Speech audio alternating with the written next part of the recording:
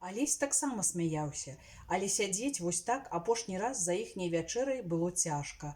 Апошні раз каганец, апошняя лучына, апошняя добрая усмешка на абліччы Марылі. «Мацуйцеся», — сказала Марыля, ставячы яму і Паўлюку міскі кулагі. «Сёння на начлег паедзеце».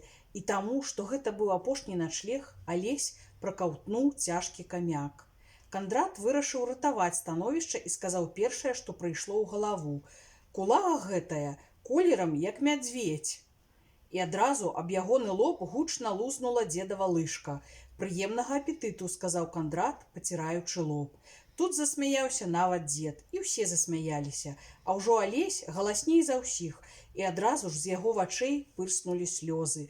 Выціраючы іх, ён сказаў глуха: «Няўжо вы хочаце мяне аддаць, бацька Міхал? Або, можа, вам сапраўды цяжка, а пакорная і дзядзькавовая, пакуль не аддасцё мяне, не наладзіцца?»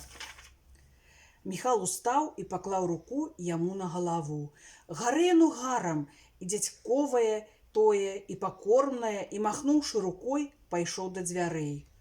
Алесь звярнуўся да адзінага, хто яшчэ заставаўся, да дзеда. «Я не хачу туды».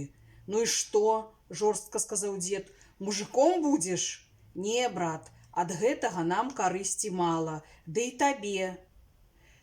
Ты лепей добры да ўсіх будзь, хлопчык».